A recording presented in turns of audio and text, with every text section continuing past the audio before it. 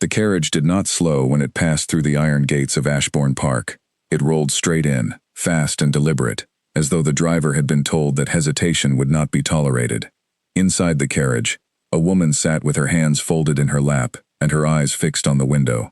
She did not look at the house as it came into view. She had already decided what she thought of it. Her name was Dorothea Vane. She was 43 years old, slim and pale, with dark hair pulled tightly back and gray eyes that gave nothing away. She wore a brown wool dress that had been good quality once, but now carried the look of something washed too many times. Around her shoulders was a plain shawl, and on the seat beside her were 2 traveling trunks, both of them battered, both of them locked. The year was 1891, and Dorothea had come to Ashbourne Park at the personal request of Lady Euphemia Haverstock, Countess of Ashbourne. Nobody among the household staff knew why. The letter had arrived 3 weeks earlier, written in the Countess's own hand, and it had been addressed not to a solicitor or a family contact, but directly to Dorothea, at a lodging house in Oxford Street, London. The letter was short. It said, "Come. I need you here. Come as soon as you are able." Below that, 2 words, "Bring nothing." Dorothea had packed her 2 trunks anyway. The housekeeper, Mrs. Gable, was waiting at the front steps when the carriage pulled to a stop. She was a broad woman, with a tight bun, and the expression of someone permanently displeased with the temperature. She looked at Dorothea as she stepped down from the carriage, and then looked at the 2 trunks, and made a small noise in the back of her throat that was not quite a welcome. "Miss Vane," she said. "Yes," said Dorothea. "Her ladyship is in the yellow drawing-room. She has asked not to be disturbed until 4 o'clock. I'll have someone show you to your room." "That's very kind," said Dorothea. A young housemaid named Lucy appeared from somewhere behind Mrs. Gable and began dragging one of the trunks toward the side entrance. Dorothea noticed that she had not been offered the front door. She followed without comment. The east wing of Ashbourne Park was not the ugliest part of the house, but it was the quietest and the coldest. It sat at the back of the building, away from the main gardens, and its windows looked out onto a narrow courtyard where nothing grew. The room Dorothea was given was on the 2nd floor. It had a single bed, a writing desk, a fireplace that had not been lit, and a small window. A wooden chair sat in the corner. There was no mirror. Lucy set the trunk down inside the door and looked around the room with an expression that suggested she found it adequate. "Shall I bring hot water, miss?" "Please," said Dorothea. After Lucy left, Dorothea stood in the center of the room for a moment without moving. Then she walked to the window and looked out into the courtyard. The stones were gray and damp. A single crow sat on the far wall, looking back at her. She watched it for a long moment, and then she turned away and began to unpack. She was still unpacking when the clock in the hall outside struck 4, and within seconds there was a knock at her door. She opened it. Standing in the corridor, without a housemaid to escort her, without a shawl or a cane or any of the accessories that a woman of her rank was expected to carry through a private hallway, was Lady Euphemia Haverstock. She was 68 years old, and she looked every year of it, but there was nothing fragile about her. She was tall, nearly as tall as Dorothea, with white hair arranged with precision, and a bearing that suggested she had never once in her life walked into a room without expecting everyone in it to notice. Her eyes were pale blue and very sharp, and when she looked at Dorothea, she did not do it the way most people looked at a companion. She did it the way you look at someone you have been waiting for. "You took your time," she said. "I came as quickly as I could," said Dorothea. "You took 3 weeks. You gave no date of arrival." The Countess looked at her for another moment and then did something that Dorothea had not expected. She smiled. It was not a warm smile, exactly, but it was a real one. "Come to the sitting room," she said. "I'll have tea sent up." Dorothea followed her down the corridor without a word. The sitting room attached to the Countess's private apartments was nothing like the east wing. It was warm and full of color, with deep red curtains and a fire already burning well, and flowers on the windowsill that someone had arranged with care. There were books on every surface and a writing table covered in papers. The Countess sat in the larger of the 2 armchairs and gestured at the other. Dorothea sat. For a moment, neither of them spoke. The fire crackled.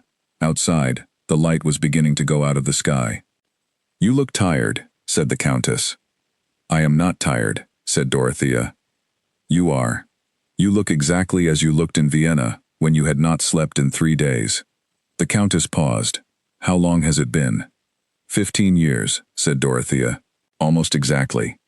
And in 15 years you have not written to me once. You did not write to me either.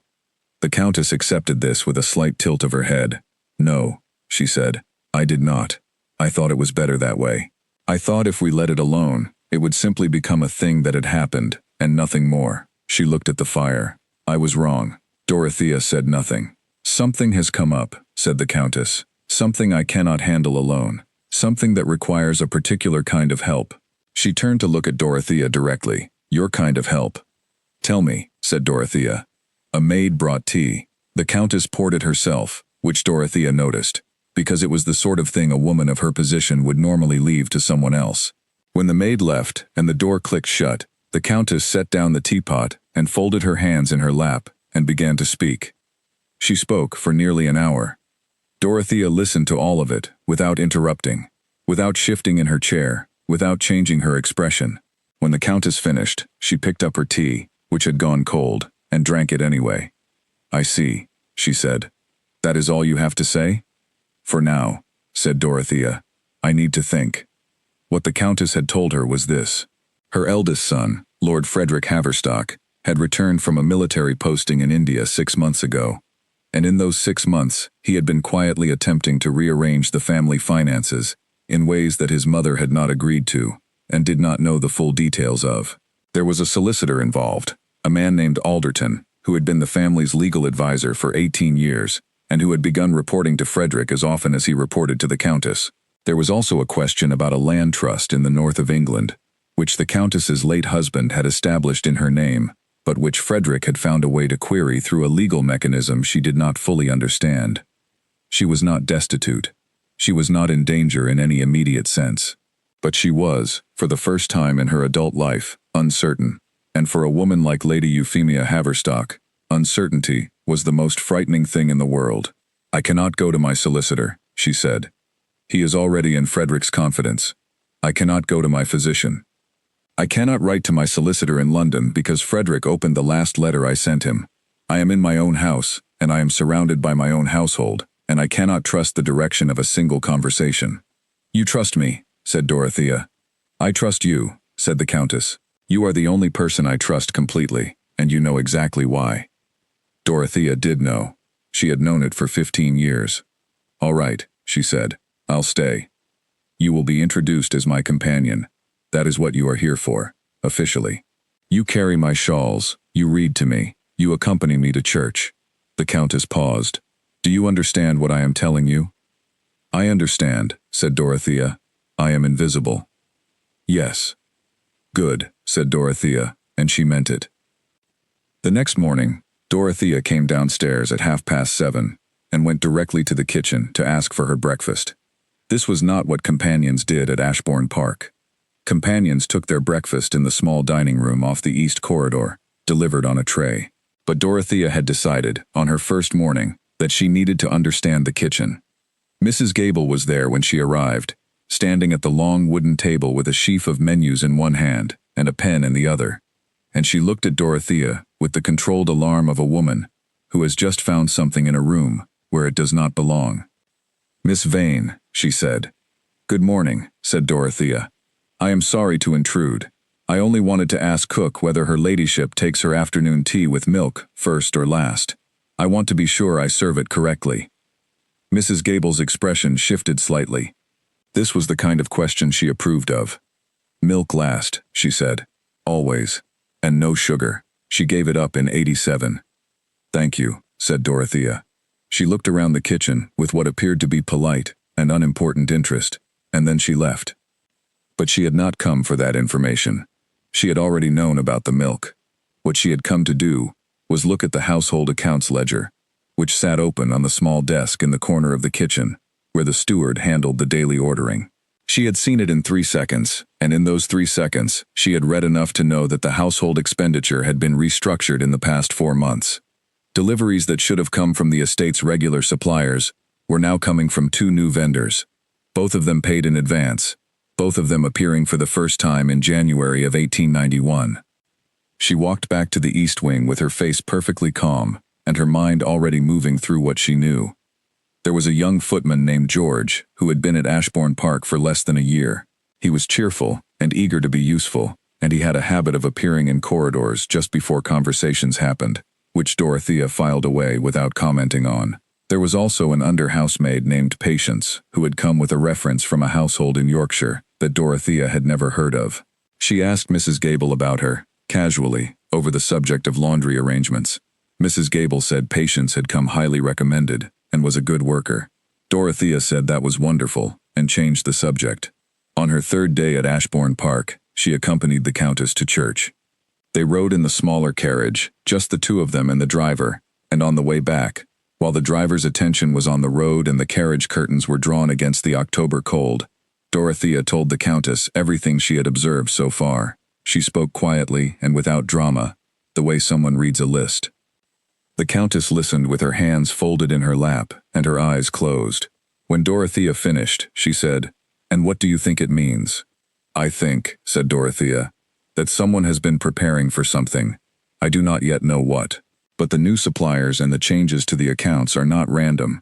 They are part of a structure, and structures are built for a reason." "Frederick," said the Countess. "Possibly. Not necessarily directly. He may be working through someone who is working through someone else. That is the way these things tend to go." The Countess opened her eyes. "Can you stop it?" "I can understand it first," said Dorothea. "That is more important." By the end of the first week, the household had formed its opinion of Dorothea Vane. It was the opinion that most households formed of companions, which was to say that they had no particular opinion of her at all. She was there, the way a piece of furniture is there, present but not remarkable. She fetched the shawl every afternoon at 3, when the Countess sat for her reading. She accompanied her to the morning room, and to the garden on mild days. She was polite to the staff and undemanding, and she never raised her voice or complained about her room, or the fire, or the quality of the meals served on the east wing tray. Mr. Fenn, the head butler, was the only one who watched her with any attention. He was a careful man, 20 years in service, and he had a talent for noticing things that were not immediately obvious. He noticed that Miss Vane always positioned herself in any room near the door and near the window simultaneously. He noticed that she asked very specific questions about very ordinary things, and then never asked the same question twice. He noticed that when she sat in the Countess's sitting room during the afternoon reading hour, she sometimes put the book down and simply looked at Lady Euphemia, with an expression that was not the expression of a hired reader. It was the expression of someone who knows something. He did not mention this to anyone. He kept it, the way he kept most things, inside his own careful and quiet mind, and he watched Dorothea Vane, and he waited to understand what it was that he was watching. What none of them knew, not Mrs. Gable, not Mr. Fenn, not the footman George, or the under-housemaid Patience, or any of the 14 other members of the household staff at Ashbourne Park, was that Dorothea Vane had done this before. Not once but many times, in many houses, in many countries, under many names, and many titles, and many descriptions. She had been a housekeeper in Munich, and a governess in Edinburgh, and a lady's secretary in Paris, and a nurse's assistant in Vienna, and in every one of those places, she had understood things that the people around her did not understand, and she had acted on those things in ways that no one noticed until much later, if they noticed at all. This was her particular talent. Not brilliance exactly, not cunning exactly, something quieter and more reliable than either. It was the ability to be exactly what a room expected her to be, while behind that surface, she was something else entirely. The Countess had known this about her since Vienna. It was why she had written. It was why, in the letter that had brought Dorothea to Ashbourne Park, she had said simply, "Come, I need you here." On the 8th day after her arrival, 3 of the household maids were dismissed. Mrs. Gable delivered the news at breakfast. There had been a review of the household arrangements, she said, and her ladyship had decided to reduce the domestic staff in the upper floors. The 3 maids, all of them women, who had been at the house for more than 5 years, were given 2 weeks' notice and a reference. Nobody connected this to Dorothea's arrival. Why would they? She was just the woman who carried the shawls. But later that afternoon, when Dorothea brought the Countess her tea and set the tray down on the low table by the fire, the Countess looked at her and said quietly, "Were those the right ones?" "Yes," said Dorothea. 2 of them were reporting to the same outside contact, The third was simply careless with information. You are better without all three. The Countess nodded once and picked up her teacup. Thank you, she said. Shall I read to you now? Please, said the Countess. Something cheerful if you can find it. Dorothea picked up the book from the table and found the page. Outside the window, the October light was flat and gray, and the grounds of Ashbourne Park stretched away in all directions, orderly and large, and full of things that no one on the outside could see. She began to read. Her voice was calm and even, and if anyone had been standing in the corridor and listening through the closed door, they would have heard only what they expected to hear. A companion, reading to her mistress. A woman with no importance, passing the time. Nothing more than that, nothing worth noticing at all. But inside that quiet room, behind those closed doors, the work had already begun. 3 weeks into her time at Ashbourne Park, Dorothea Vane had said very little and learned a great deal. She had learned that the household ran on 3 separate rhythms that did not quite align with each other. There was the Countess's rhythm, which was precise and deeply private, built around decades of personal habit and reinforced by the certainty that her preferences mattered above all others. There was the household staff's rhythm, which was practical and fast, and organized around meals, cleaning schedules, deliveries, and the management of an estate that had 12 guest rooms, a working kitchen garden, a stable with 6 horses, and an outdoor staff of 9. And then there was a third rhythm, quieter than the other 2, which Dorothea had only begun to detect in the margins of the first 2 weeks. It was the rhythm of something being moved, slowly and carefully, from one place to another. She could not yet name what it was, but she could feel it, the way you feel a current in still water, not by seeing it, but by the way things drift. She had taken to walking the house at night. Not the entire house. She was not reckless. She walked the east wing and the connecting corridor to the main hall, and she sat sometimes in the small library that nobody used after 9 in the evening, with a candle and a glass of water, and she thought. She was a woman who did most of her best thinking alone and in the dark, and she had found, in 15 years of quiet work in other people's houses, that the hours between 10 at night and 3 in the morning were the most useful hours of the day.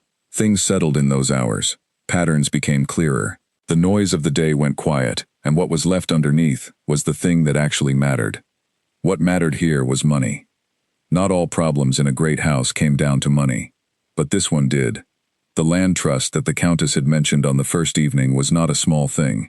The Haverstock estate included several hundred acres in the north of England, and while the main house and grounds were in Worcestershire, the northern land was working farmland, rented to tenant farmers, and it generated an income that formed a significant part of the estate's annual revenue.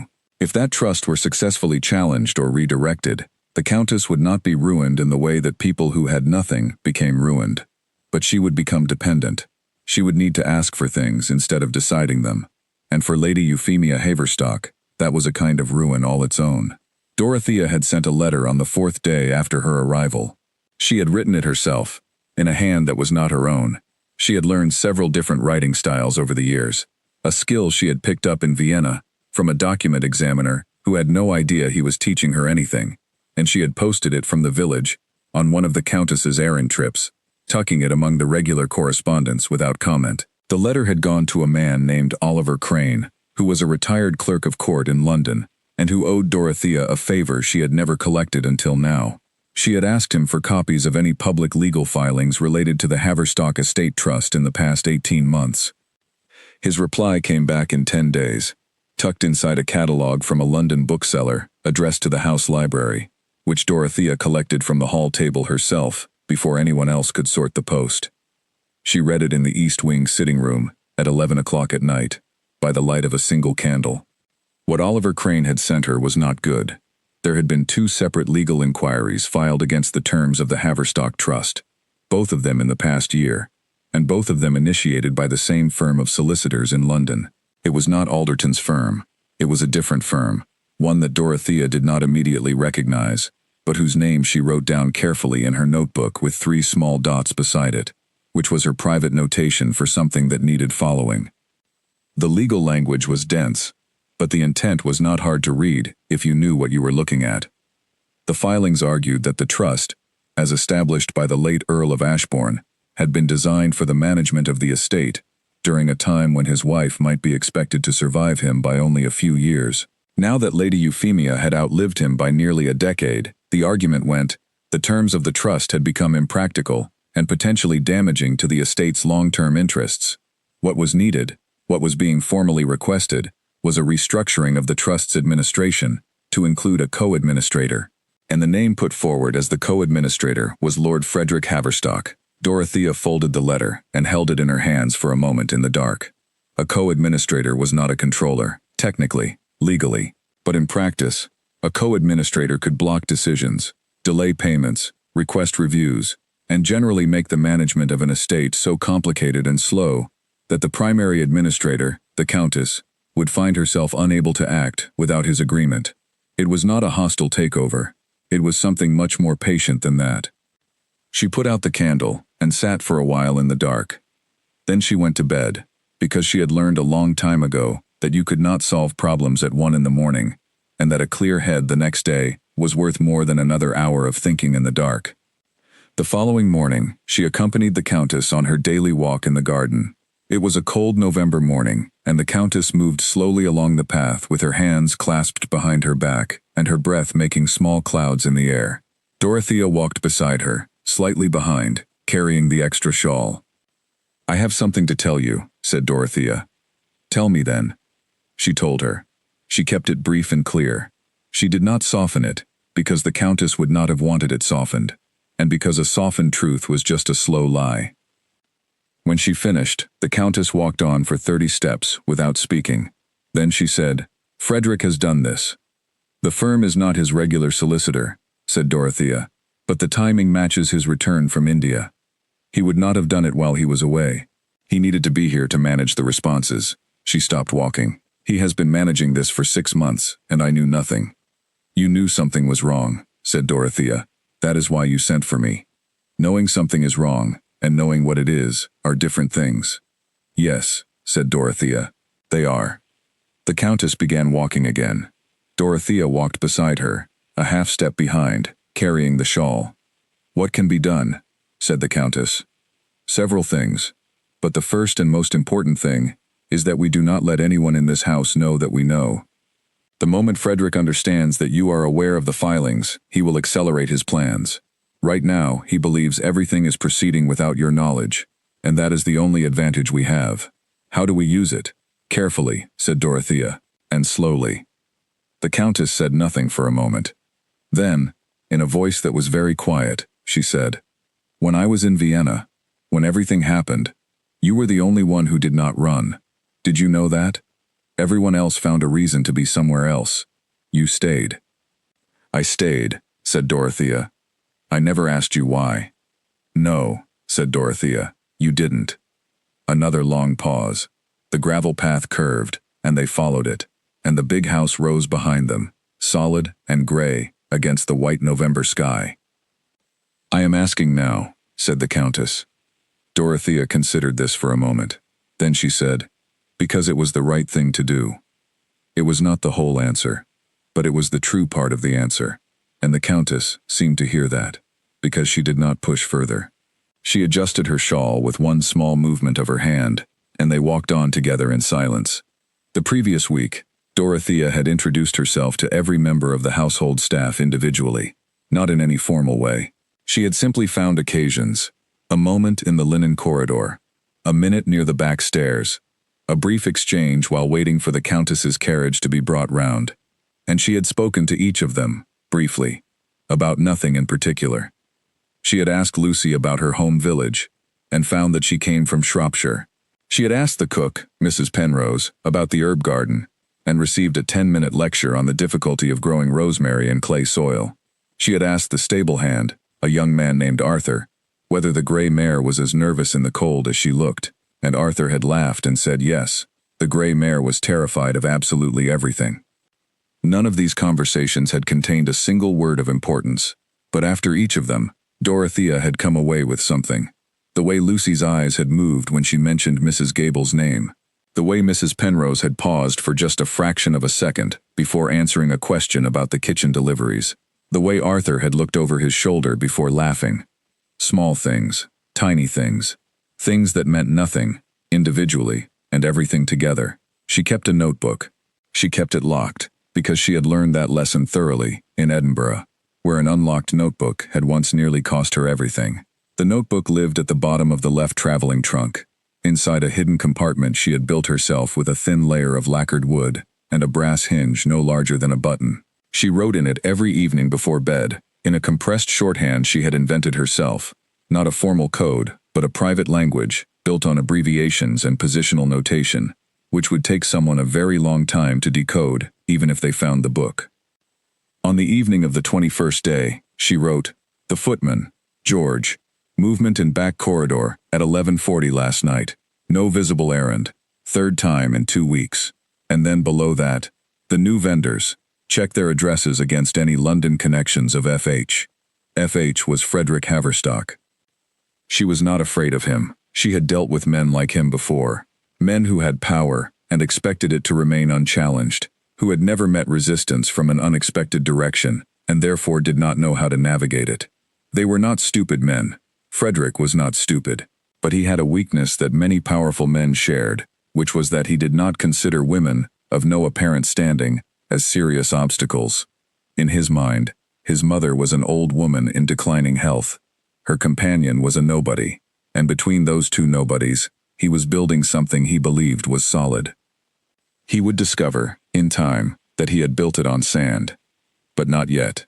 Not for a while yet. Dorothea was patient.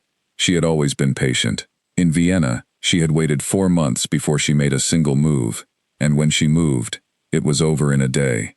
She was prepared to wait longer here. The Countess, for her part, was holding herself with tremendous composure. Whatever fear or anger she had felt on that first evening in the sitting room was now buried under the surface, in the way she buried all strong feelings, deep and unreachable, packed under layers of routine and propriety, and the absolute refusal to show weakness.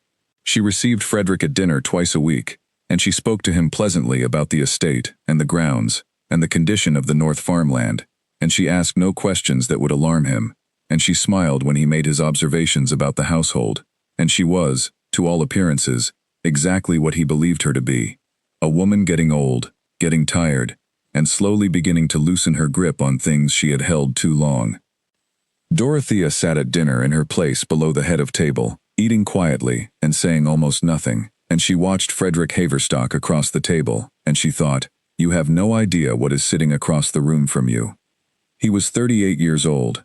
He had the bearing of a military man, straight back, quick movements, a habit of looking slightly above the level of whoever was speaking to him, as though he was always positioned on slightly higher ground.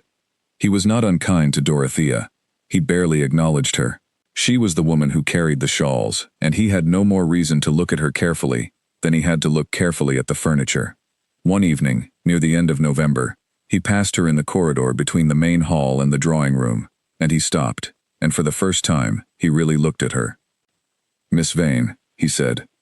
"Lord Frederick," she said. "How long have you been with my mother now?"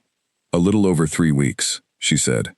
He studied her for a moment with his pale, careful eyes. Then he said, "She seems settled, more settled than before." "Her ladyship is in good health," said Dorothea. "Yes," he said, as though she had said something that confirmed a thought he already had. "Good." And he walked on. Dorothea watched him go. Then she turned and walked back toward the east wing, and she did not allow herself to feel anything until she was inside her room with the door shut. And even then, what she felt was not fear. It was the steady, quiet alertness of a woman who knows that the game has begun. December arrived at Ashbourne Park the way it always arrived in the English countryside, with gray mornings and cold that came early, and a dampness that settled into stone walls and did not leave. The kitchen fires burned longer. The candles in the upper corridors were lit before 5 in the afternoon. The horses in the stable breathed steam in the dark of the early mornings, and the gardeners worked with their collars up and their caps pulled low. Dorothea walked the estate grounds on 3 mornings each week. She did this in the Countess's company, officially, because the Countess had been advised by her physician to take exercise, even in the cold months. But on 2 of those mornings, Dorothea also walked alone, earlier, before the household was fully awake, and she used that time differently. She was mapping the estate. Not formally, not with paper and measurements, but with the careful eye of someone who needs to understand the physical reality of a place. She walked the outer edges of the formal garden, where the stone wall met the kitchen garden, and she noted the gate in the far corner that could not be seen from the house. She walked the carriageway to the main road and counted the time it took. She walked the path between the stable and the north outbuildings, and she noted which buildings were locked and which were not, and where the keys were kept. She was not planning an escape. She was planning to understand. A house like Ashbourne Park was not just a building, it was a system. And like all systems, it had points where things flowed freely, and points where things got stuck. And it had openings that looked like walls, and walls that were actually openings if you knew where to push. On a Thursday morning, in the first week of December, she found the opening she had been looking for. She had been walking the path around the north kitchen garden when she noticed that the outermost building, which she had been told was a disused storage shed, had a light in its single window. Not a candle, an oil lamp, the steady orange kind. At 20 minutes past 7 in the morning, she did not go near it. She turned and walked back toward the house, with her pace unchanged and her face composed, and she thought about that lamp for the rest of the morning. By midday, she had identified 4 possibilities for what it might mean. By evening, she had eliminated 2 of them, and before she went to sleep that night, she had settled on the most likely one. She wrote 3 words in her notebook: not disused, active. The next morning, she approached George, the young footman she had been watching since the first week, and she asked him if he could do her a small favor. She explained that she had lost a button from her walking coat, and that she thought it had come off somewhere near the north outbuildings during one of her morning walks. She asked him if he knew the grounds well enough to know whether there was a waste bin near the shed in the far corner where something small might have been picked up and discarded by the groundsman. George's answer was too quick. He said he didn't know that area well, which was the answer Dorothea had expected, but which also confirmed something. Because the groundsman's tools were stored near that shed, and a footman helping with the grounds would have known it. He knew it, and he had said he didn't know it, and those were 2 very different things. She thanked him pleasantly, and said she would ask the groundsman herself. George said that sounded like a very good idea, and offered to help carry her shawl. She smiled and said that wouldn't be necessary. That afternoon, while the Countess slept, she sat in the East Wing sitting room and wrote a second letter to Oliver Crane in London. She asked him to look into the 2 vendors who had appeared in the household accounts in January. She gave him their names, which she had memorized from the ledger on her first morning in the kitchen. She asked him to find, if he could, any connection between those vendors and the legal firm that had filed the trust inquiries. She also asked him one more thing, which she had not asked in the first letter. She asked him to look into the name of the lead solicitor at the firm. His name had appeared in the documents Oliver had sent, and it was a name she was almost certain she had seen before, in a different context, in a different city, a long time ago. She was not sure yet, but she was close to sure. She sealed the letter and tucked it inside the lining of her coat, and the following morning she posted it from the village post office during a routine errand for the Countess. 3 days later, something happened that was not in her plans. Frederick Haverstock asked to see her. Not through Mrs. Gable, not through a housemaid. He sent George to the East Wing, with a message in his own handwriting, which said simply, "Miss Vane, a word at your convenience, study, this afternoon." She read it twice, and then folded it and put it in her pocket. Then she sat for a moment, thinking about what it meant that he had used his own handwriting. At 3 o'clock, she knocked on the study door. It was a large room, full of books that were actually read, and papers that were actually worked through, and Frederick was standing when she entered, which was not what she had expected. He gestured at the chair across from his desk, and he sat in his own chair, and he looked at her with that same careful look he had given her in the corridor 3 weeks earlier. "Thank you for coming," he said. "Of course," said Dorothea. "I'll be direct, Miss Vane. I want to know how my mother is, really."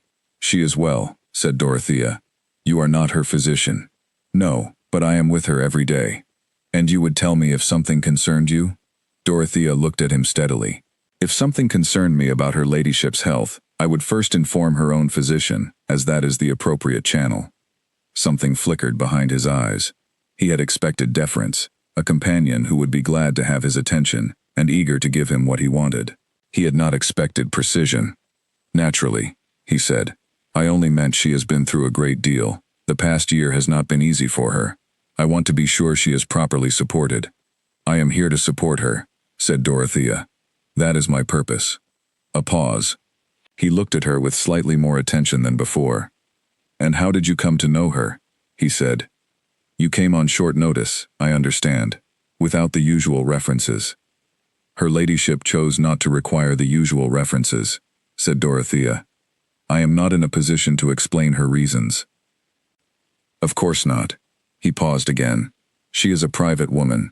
She has always been private. He said this as though it was a frustration rather than a quality. Most people who have been through a great deal become very good at privacy, said Dorothea pleasantly. He looked at her. Just for a second, something in his expression shifted, a very small, very controlled change. The kind a face makes when a person hears something they did not expect to hear. Then it was gone. Quite, he said. Thank you, Miss Vane. That's all. She stood, inclined her head slightly, and left the room.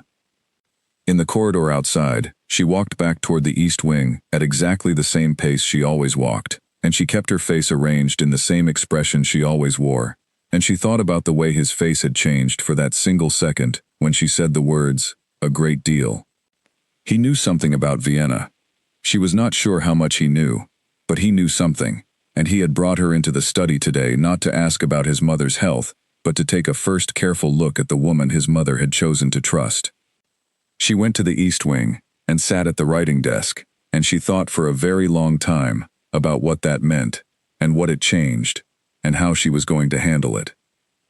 Then she took out her notebook, and she wrote, He knows. Not everything, but enough to worry. She underlined it twice. And then, because Dorothea Vane was a woman who did not allow worry to interfere with clarity, she closed the notebook, picked up the book she had been reading to the Countess, and went to join her for the afternoon. January came with snow. It fell on Ashbourne Park in the night, and covered the grounds in white, and in the morning, the whole estate looked clean and new, and entirely different from what it had been the day before. Dorothea stood at the window of the east wing, and looked out at it, and thought that there was something useful about snow. It erased the surface of things. You could not see paths or worn patches, or the places where the grass had been disturbed. Everything was flat and unmarked and equal. She found that useful, because she was in the process of making everything look flat and unmarked and equal as well. Oliver Crane's second letter had arrived the previous week, and what he had told her had confirmed 2 of her 4 suspicions, and introduced a 5th one she had not anticipated. The 2 vendors in the household accounts were connected. They shared a registered address in Holborn, not the same street number, but the same building, which a quick look at public records showed was a commercial property, managed by a holding company, whose principal director was a man named Geoffrey Parrish. Geoffrey Parrish was not a solicitor. He was a financial agent, operating on the edge of what the law permitted, and his name had appeared twice in the past decade in legal disputes over estate management. He was a man who helped certain kinds of people move money out of certain kinds of situations without making too obvious a noise about it. The 5th thing, the thing Dorothea had not expected, was that Geoffrey Parrish had a long-standing professional relationship with a man she knew. His name was Henry Colne, and he was not a solicitor or a financial agent. He was a physician. He had practiced for 12 years in Vienna, and he had been the attending doctor at the private sanatorium where Dorothea had worked in 1876, where she had met Lady Euphemia Haverstock in the worst months of the Countess's life. He had been discharged from the sanatorium in 1877, under circumstances that Dorothea remembered very clearly, and which she had never spoken of to anyone. She had not thought about Henry Colne in 15 years. She thought about him now.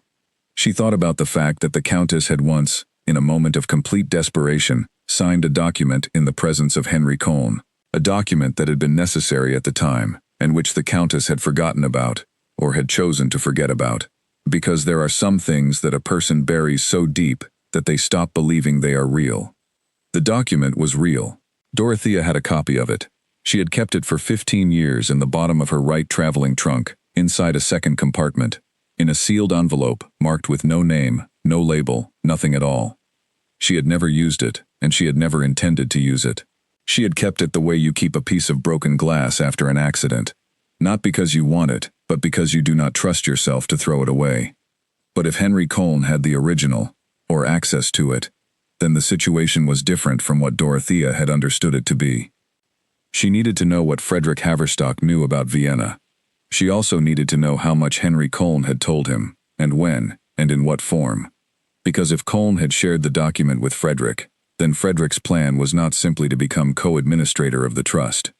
It was something larger, something that required him to control, not just the estate's finances, but his mother's choices entirely. Something that required the Countess to become not merely dependent, but afraid. Dorothea had seen that pattern before. She knew what it looked like, and she knew how it ended. She was not going to let it end that way. She spent 3 days in the East Wing, working through what she knew, and what she did not know, and what she needed to find out, and at the end of those 3 days, she had a plan that she was reasonably confident in, which was the closest she ever allowed herself to certainty. On a Saturday evening, she requested 5 minutes of the Countess's time after dinner. They sat in the private sitting room with the fire going and the curtains drawn, and Dorothea told her everything. The Countess listened without expression, which was harder to do than it looked, because some of what Dorothea told her required a great deal of composure to hear without reacting. When Dorothea finished, the Countess sat still for a long moment. "Henry Colne," she said. "Yes." A pause. "He was dismissed." "Yes. I was the one who reported him. You know that." "I know." The Countess closed her eyes. "I thought that was the end of it." "So did I," said Dorothea. "He would not have the document. He cannot have it. It was signed in my presence and given to the sanatorium director, and the director assured me it would be held in confidence." "Sanatorium directors sometimes have their own troubles," said Dorothea quietly. "Men with troubles are susceptible to men with money." The Countess opened her eyes. They were very steady, those pale blue eyes, even now. "You have a copy of it?" "Yes." "You have had it for 15 years?" "Yes." A long silence. Dorothea waited. "Why?" said the Countess. It was a single word, but it contained everything. "Why did you keep it? Why did you never tell me? Why have you carried that for 15 years without saying a word?" Dorothea said, "Because I knew that one day someone would try to use it against you. And I wanted to make sure that when that day came, I had something to use in return." The Countess looked at her for a very long time. Then she said, "You have been protecting me since Vienna." "Yes." "Without my knowledge." "Yes." Another silence. The fire shifted. "That document," said the Countess, "if it becomes known to the wrong people, it will destroy everything I have, my reputation, my standing, Frederick's respect, if he has any left, my position in this county." She paused. "My grandchildren's futures." "I know," said Dorothea. "And you kept it anyway." "I kept it," said Dorothea, "so that no one else could use it first." The Countess put her hand over her mouth for a moment and looked at the fire. Her hand was shaking. It was the first time Dorothea had ever seen her hands shake. "What do you need from me?" she said at last. "One thing," said Dorothea. "I need you to write a letter, not to Frederick, not to Alderton, to a man in London, a former clerk of the Chancery Court, who is known for his discretion and his knowledge of trust law. His name is Oliver Crane. The letter should be in your own hand, and it should request his professional advice on the management of the Haverstock Trust. It should be addressed directly to him and sent through the post. That will alert Frederick if he is watching the correspondence." "Yes," said Dorothea. "It will. That is the point." The Countess looked at her. "You want him to see it. I want him to see that you are moving. I want him to know that you know the trust is in question. I want him to understand that he has not been as quiet as he thought." "And then?" "And then," said Dorothea, "he will do one of two things. He will come to you directly and attempt to explain himself, or he will accelerate his plan." "And which is better for us?" Dorothea said. "Either way, we will know what he is actually doing. Right now we are guessing. I would rather know." The Countess nodded slowly. "All right," she said. "I will write the letter." "Tomorrow morning," said Dorothea, "before he comes down to breakfast." "Tomorrow morning," agreed the Countess. She looked at the fire for another moment, then turned to Dorothea with an expression that was difficult to read, because it contained both dignity and something underneath the dignity that was simply human exhaustion. "I am very tired," she said. "I know," said Dorothea. "I am glad you are here." "I know that too," said Dorothea. She stood, picked up the Countess's shawl, folded it over the back of the armchair, and went to the door. She paused there, with her hand on the latch. "Try to sleep," she said. "There is nothing more to be done tonight." And she went back to the east wing, and she did not sleep herself until well past 2 in the morning. Frederick Haverstock came down to breakfast on the Monday morning, looking like a man who had received news he did not like, and had spent the weekend learning to look as though he hadn't. He was dressed impeccably, as always. He was perfectly pleasant to Mrs. Gable, and to the footman who poured his coffee. He asked about the weather, and was told it would be clear by afternoon. He unfolded his newspaper and appeared to read it. Dorothea sat at the far end of the breakfast table, and ate her toast, and drank her tea, and said nothing. The Countess came in at 8:20. She said good morning to her son, and sat down and poured her own tea, which she still insisted on doing herself, and she asked him how he had slept. He said well, and asked her the same, and she said very well, thank you. And then she said, with the particular calm of a woman who has prepared herself for exactly this moment, "I have written to Oliver Crane, the trust specialist in London. I imagine you may have heard of him. I wanted his thoughts on a few arrangements regarding the northern estate. I hope you don't mind. I should have mentioned it before posting, but I did not want to trouble you with the detail." Frederick did not move for a moment. Then he turned his newspaper page and said, "Not at all, mother. A second opinion is always useful." "Exactly what I thought," said the Countess. She picked up her teacup. Across the table, Dorothea picked up her own. Their eyes did not meet. They did not need to. Frederick took a long sip of his coffee and looked out the window at the white January grounds, and his face gave away nothing, absolutely nothing, which Dorothea noted carefully, because only two kinds of men are able to receive a surprise and show nothing at all. One kind is a man who is truly indifferent. The other kind is a man who has been expecting exactly this and has already decided what to do about it. Frederick was not indifferent, which meant he had a plan already waiting. She needed to know what it was. That afternoon, while the Countess napped, Dorothea went to the small library and sat at the table where the household accounts ledger was sometimes left between the steward's morning visit and his afternoon return. The ledger was not there. But the steward, a quiet man named Hartley, was at his desk in the adjoining room, and when Dorothea knocked lightly on the frame of the open door and asked if she might look at last month's supply accounts to check a discrepancy in the linen order, he handed them over without question. He was a good man, Hartley. Careful, honest, a little overwhelmed by the complexity of a house this size. Dorothea liked him. She took the accounts to the library table and began to go through them, and while she was doing it, she was also looking at the dates. Not the dates of the deliveries, the dates of the payments, because payments told you things that deliveries did not. Deliveries told you what came into the house. Payments told you where money went and when it went there and how fast. There was a payment made on the 15th of December, 2 weeks after the Countess had agreed to write the letter to Oliver Crane, which was 3 days before Dorothea had suggested writing it and therefore could not have been a response to it. It was a payment to a firm she had not seen in the accounts before. It was listed as a service fee. The amount was £47 and 10 shillings.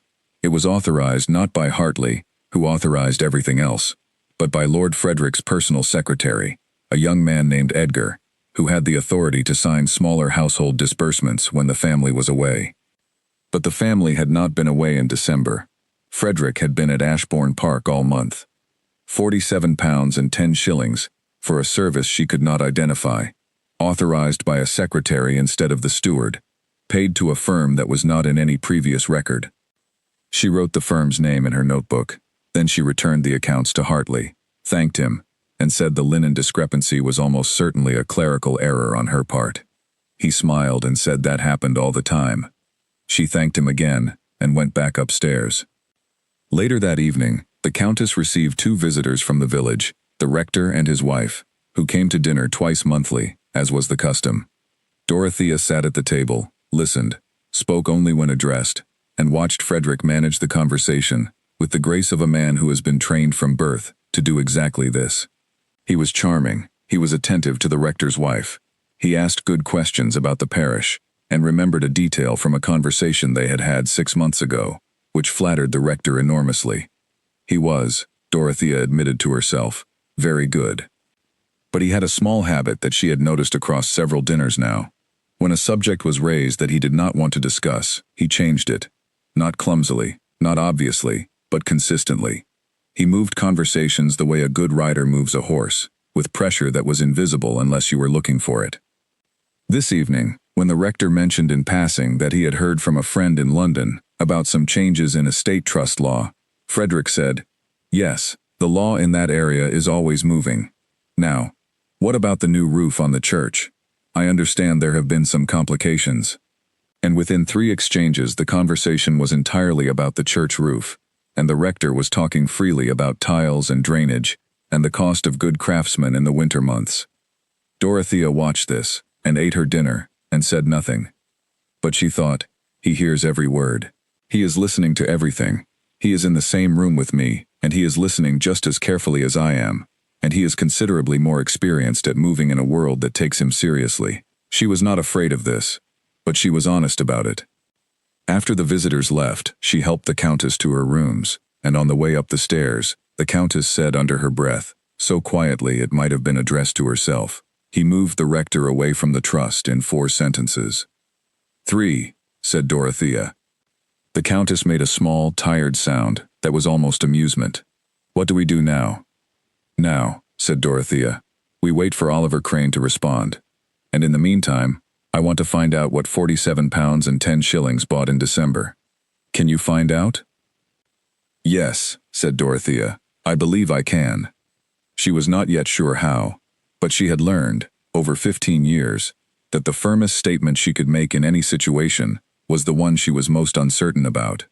Confidence was not dishonesty, it was direction, and right now, they needed direction more than anything. She settled the Countess into her rooms, arranged the evening shawl, and said good night. Then she went back to the east wing, and she opened her notebook, and she turned to a fresh page, and began to write. She wrote for 2 hours.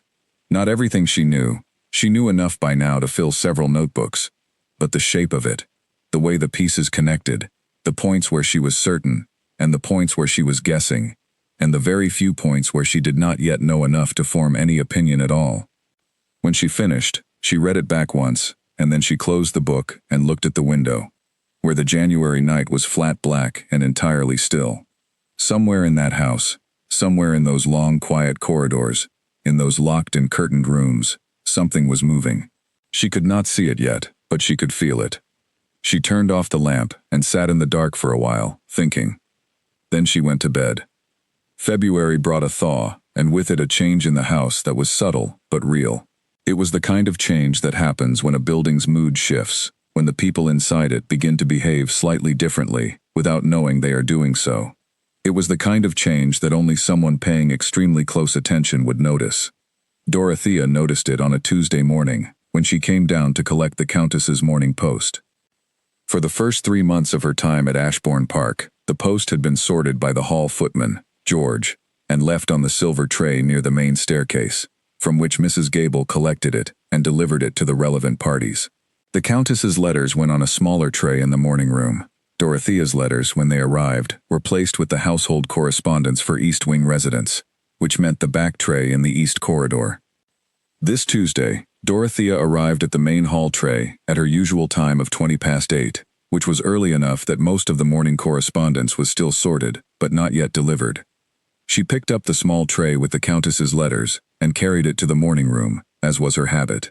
But as she set the tray down and began to arrange the letters in the order she knew the Countess preferred, she noticed that one of them was not quite right. It was a plain envelope, addressed in an unfamiliar hand, with the Countess's name and the house address written in a slightly different ink than the rest of the lettering, which meant it had been readdressed, which meant the original envelope had been opened, and the contents transferred to a new envelope, and the envelope resealed, and the letter placed back in the post, as though nothing had happened. It was very well done. Someone with less experience would not have noticed. Dorothea had noticed because she always checked the ink consistency on the Countess's correspondence. She had begun doing this in January. She set the letter on the tray without touching the seal, and finished arranging the rest of the post, and went to tell the Countess she had letters waiting. When the Countess came down to the morning room and settled herself at the writing table, Dorothea was at the window pretending to look at the weather. She watched in the window's reflection as the Countess picked up the letters and sorted through them and opened 3 of them and left 2 unopened. One of the unopened ones was the readdressed letter. "Her Ladyship," said Dorothea. "The 3rd letter from the top. I wonder if you might let me see the envelope before you open it." The Countess looked at her. "Why?" "Just a feeling," said Dorothea. The Countess held it up for a moment, looking at it herself. Then she held it near the window where the light was better, and she tilted it, and she was quiet for a moment. "The ink," she said. "Yes. Someone has opened this." "I believe so." The Countess set the letter down on the table and looked at it. Then she looked at Dorothea. "In my own house," she said. "The sorting is done by the same footman every morning," said Dorothea. "But the post arrives at the main gate before the hall is staffed. There is a window of approximately 20 minutes where the incoming post is unattended. I want him removed from the sorting. I think a better approach would be to use him," said Dorothea. "If we remove him now, whoever gave him that task will find another way. But if he continues sorting the post, we can control what he sees." The Countess considered this for a long moment. Then she said, "All right." She picked up the letter and handed it to Dorothea without opening it. "Take care of it." Dorothea took the letter and left the morning room. She went directly to the east wing, closed her door, and sat at the writing desk. Then, very carefully, using a method she had learned in Edinburgh, she opened the resealed flap without damaging it further. Inside was a single sheet of paper. It was brief. It was addressed to no one and signed with no name. It said, "The arrangement in London is ready. We only require your confirmation. The timing is as discussed." That was all. Dorothea read it 3 times. Then she folded it carefully, replaced it in the envelope, and resealed it, using the same method that had been used before. She then returned to the morning room and set it back on the Countess's tray in exactly the position it had been. "Open it normally," she told the Countess. "Read it, and then put it with your other correspondence, as though it is unimportant." "What does it say?" Dorothea told her. The Countess's face did not move. She had truly remarkable control over her face. "Which arrangement in London?" she said. "I don't know yet," said Dorothea, "but I will." The answer came from an unexpected direction. 2 days later, when Dorothea received a reply from Oliver Crane. It was the 3rd letter he had sent her, and this one was different from the others, in that it was not informational. It was urgent. The 2nd paragraph began with the phrase, "Miss Vane, I must warn you that the matter is moving faster than I had anticipated." He had found, in the records of the Chancery filings, a new application filed only 4 days before his letter, that requested a temporary hearing to review the terms of the Haverstock Trust on grounds of the primary administrator's inability to manage complex financial arrangements. The phrasing was not a legal definition, but it was a suggestion, a planted idea, the kind of phrase that, once introduced into a legal proceeding, required a great deal of effort to dislodge. The implication was clear. Someone was preparing to argue that Lady Euphemia Haverstock was no longer fully capable of managing her own estate. Dorothea sat with that letter for a long time. It was a phrase that could be loaded in a very specific way if you had access to the right information.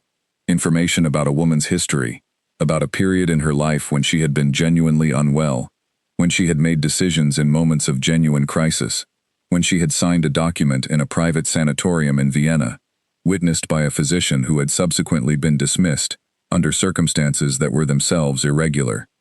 Henry Colne, Geoffrey Parish, the unnamed firm, the unsigned letter about the arrangement in London.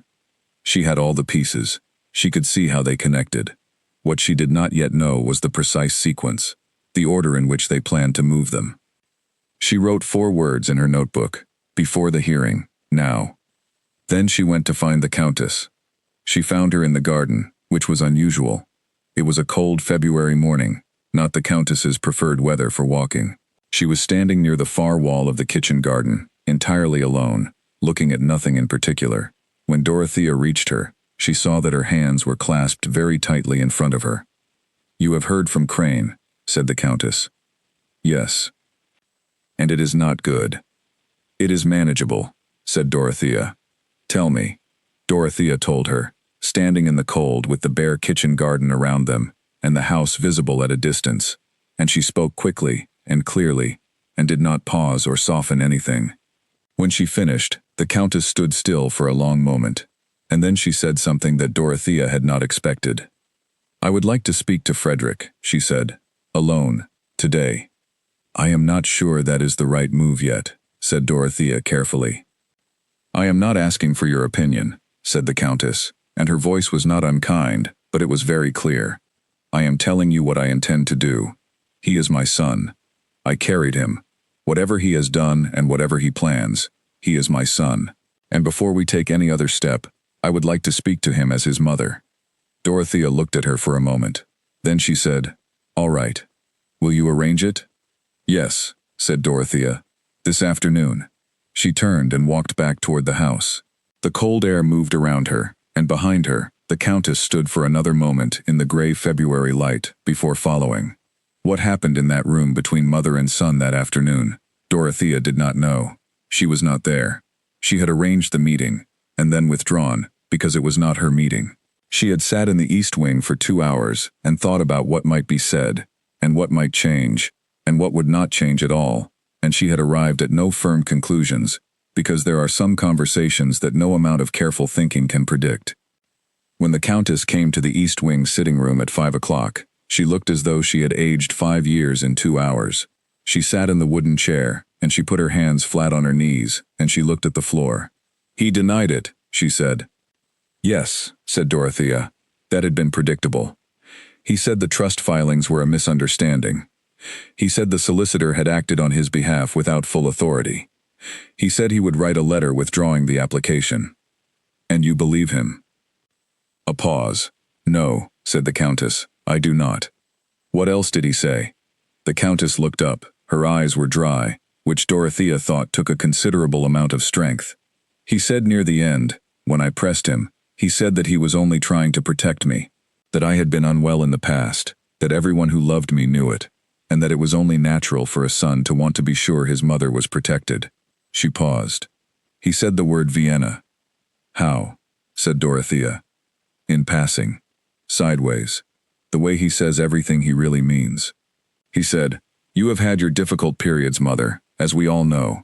I remember that year you spent on the continent, and it would ease my mind to know that there were legal protections in place for times like that. He said it as though it was concern, but his eyes were steady when he said it. He was watching for my reaction. What did you do? Said Dorothea. I gave him no reaction, said the Countess. I have not survived to 68 by giving men what their eyes are asking for. Dorothea was quiet for a moment. Then she said, He has confirmed it. He knows about Vienna, enough to use it. He knows, or suspects, that there is a document. He has connected Köln to whatever information Köln has, and he believes that information gives him sufficient power to either move you or frighten you into agreeing. He will not move me. No, said Dorothea. He will not. Then what now? Dorothea took a long breath. She had been careful for 3 months. She had been patient and quiet and steady, and she had waited, because waiting was the right thing to do, and now the waiting was over, because they had run out of time. Now, she said, we stop defending, and we move first. The Countess looked at her. Her eyes were very steady. What does that mean, precisely? It means, said Dorothea, that tomorrow morning, I am going to write the most important letter I have ever written. And when it is sent, everything will change. The Countess was quiet for a long time.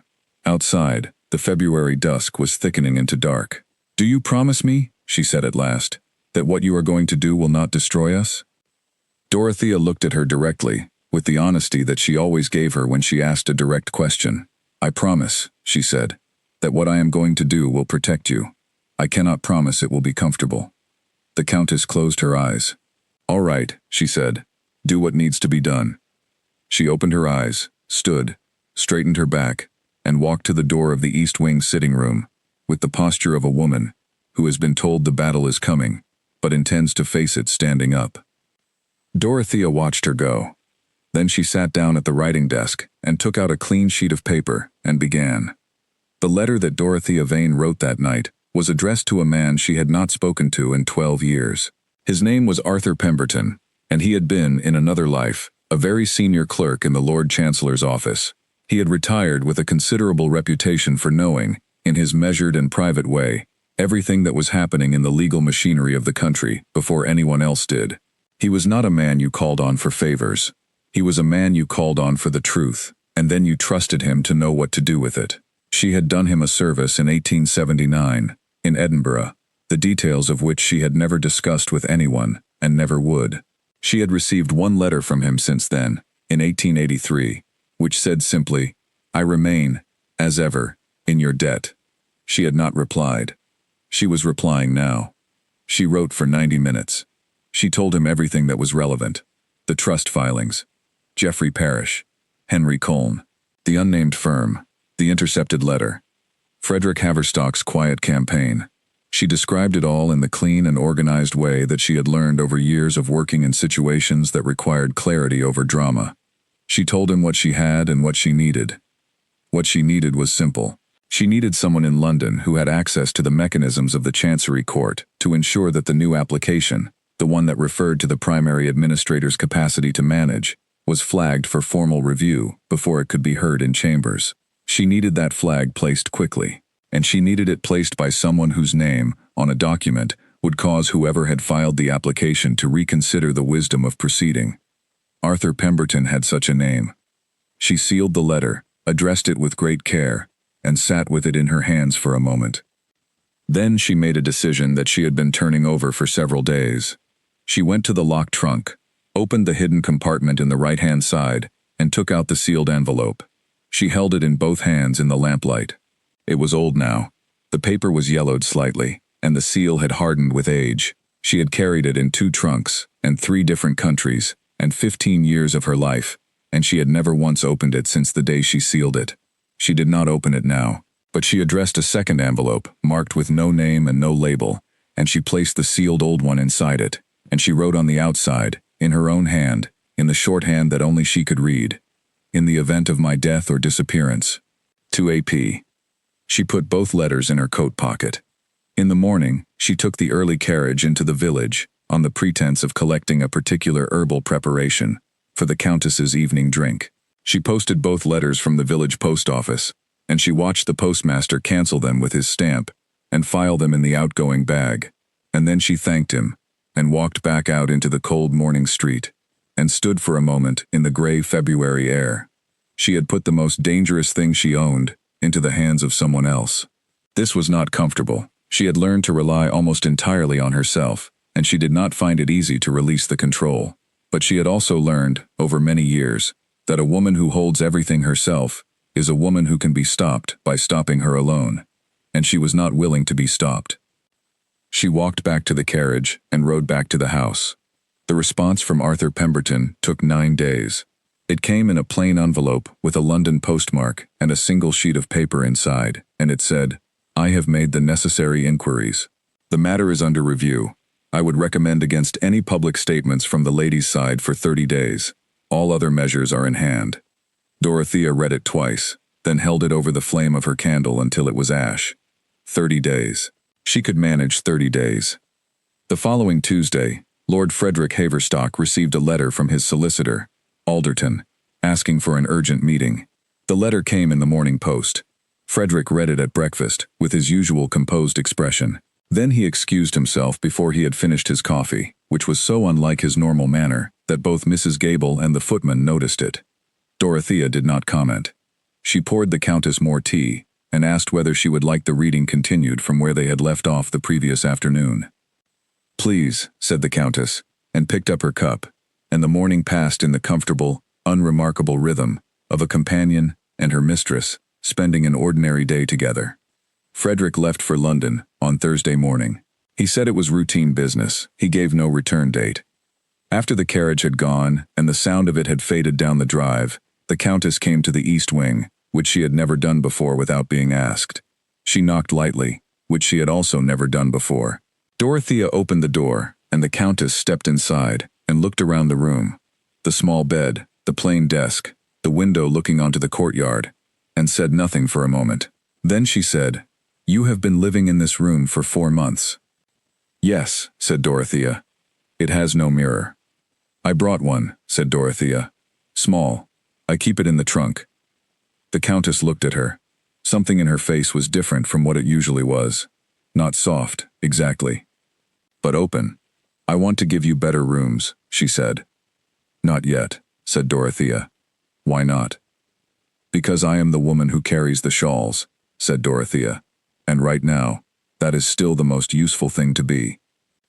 The Countess held her gaze for a long moment. Then she gave a single, small nod. "All right," she said. "For now." She left the room and walked back down the corridor, and Dorothea watched her go, and then turned back to the east wing window, and the courtyard, and the gray February sky above.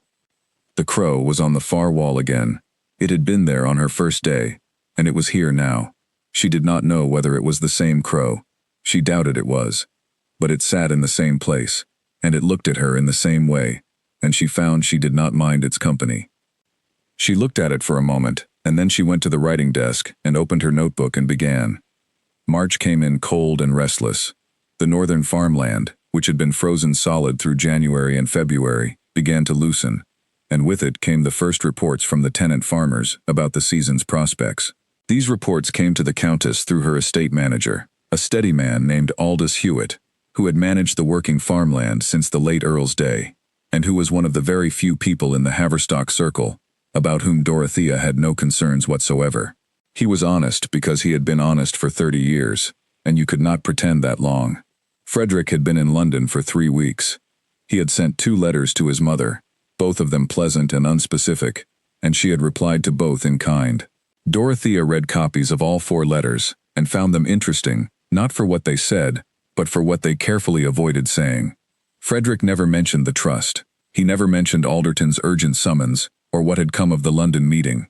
He wrote about dinner parties, and the weather, and a performance he had attended at the Lyceum, and his handwriting was as controlled and steady as everything else about him. He was waiting.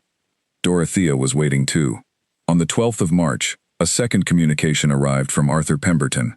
It was not a letter this time. It was a document, a single page, stamped and certified by the Chancery Court, which declared the application for review of the Haverstock Trust formally suspended pending investigation into irregularities in the filing. The investigation would be conducted by an independent officer of the court. No timeline was given. The matter was, as Pemberton had promised, in the hands of people who outranked everyone involved. When Dorothea showed it to the Countess, Lady Euphemia read it twice, and then she set it down on the table between them, and placed her hands on top of it, and pressed down, as though she was preventing it from moving. "It is done," she said. "For now," said Dorothea. "It is not permanent, but it removes the immediate pressure. He cannot pursue the hearing while the filing is under investigation." "How long will the investigation take?" "Pemberton says months, possibly longer." "And in that time?" "In that time," said Dorothea, "we make sure the trust is in order, the estate accounts are clean and properly documented, and that there is absolutely nothing that can be interpreted as evidence of any kind of incapacity." The Countess gave a short, dry sound. "There never was." "There never was," agreed Dorothea. "But we make it undeniable." The Countess stood. She walked to the window and looked out at the March garden, where the first raw signs of spring were just beginning. Not flowers yet, but color. The green that comes before green is quite itself. She stood there for a long time without speaking. "I have been thinking," she said at last, "about what I would have done without you." "I suspect you would have found a way," said Dorothea. "No," said the Countess, "I would not. I know myself well enough for that." She did not turn from the window. "There are things I can do that most people cannot. But there are also things I cannot do, that I have spent my whole life pretending I could." A pause. "I could not have done this." Dorothea was quiet. "You were watching from the first day," said the Countess. "From the first hour," said Dorothea. "I am sorry. It was necessary." "I know." The Countess turned from the window. "I knew when I wrote to you. I knew what I was asking you to do. I wanted you here precisely because I knew you would do it." She paused. "I am not sure I ever thanked you. For Vienna. For any of it." "You do not need to," said Dorothea. "I do," said the Countess. "I know I do not need to. and I am going to anyway." She looked at Dorothea with those pale blue eyes, steady and old and clear. "Thank you," she said, "for everything you did in Vienna, for keeping what you kept, for coming when I asked, for doing what needed to be done without ever once asking me to acknowledge it." Dorothea looked at her for a long moment. "You are welcome," she said. It was a simple answer, but she meant it completely. Frederick returned to Ashbourne Park on the 21st of March. He arrived without warning, in the mid-afternoon, and he was driven up the carriageway, and he walked into the house, and Dorothea happened to be in the main hall when he came through the front door, collecting a parcel that had been delivered. He stopped when he saw her. She stopped too, with the parcel in her arms, and she waited. He looked at her for a moment, just the two of them in the cool afternoon light of the main hall, with the marble floor and the high ceiling, and the sound of the household going on around them in other rooms. "Miss Vane," he said. "Lord Frederick," she said, "welcome back." He studied her face. She did not look away. She met his gaze evenly, and waited, and gave him nothing. "How is my mother?" he said. "In good health," said Dorothea. "She will be very glad to see you." Another moment. He was looking at her the way he had looked at her in the study back in November, with that particular attention that was not admiration, but was something close to recognition, the recognition of one careful person by another. "I imagine," he said slowly, "that the past few months have been interesting." "The spring garden is coming along nicely," said Dorothea pleasantly. "The snowdrops came early this year." A very small pause, and then, for the first time, Lord Frederick Haverstock smiled at Dorothea Vane. It was not a warm smile, but it was a real one. He walked past her toward the main staircase, and she turned and walked back toward the east wing, with the parcel in her arms, and she did not let herself feel anything until she was around the corner. And even then, what she felt was not relief. It was the clean, particular satisfaction of a person who has done something difficult and done it well, and who knows it, and who does not need anyone else to know it. She went back to the east wing, unwrapped the parcel. It was a new pair of reading gloves she had ordered for the Countess, and added it to the items she was preparing for the afternoon session. At 3 o'clock, she carried the shawl to the Countess's sitting room. At 3:15, she began to read. Outside the window of the sitting room, the March afternoon was pale and gentle, and the grounds of Ashbourne Park stretched out in the early spring light, changed and new. Inside the room, the fire was warm, and the reading was steady, and the Countess sat in her chair, with her eyes half closed, and her hands folded, and the voice of the woman she trusted most in the world moved through the room like a current, quiet, and certain, and entirely itself. April at Ashbourne Park was a different country from February. The grounds opened and greened and filled with the sounds of birds working hard in the hedges and the beds, and the kitchen garden came back into use, and the windows of the great house were opened in the mornings to let in the cold, clean air. The household moved differently in the spring. It moved lighter, as though the weight of the cold months had been set down somewhere at the gate. Dorothea had now been at Ashbourne Park for 6 months.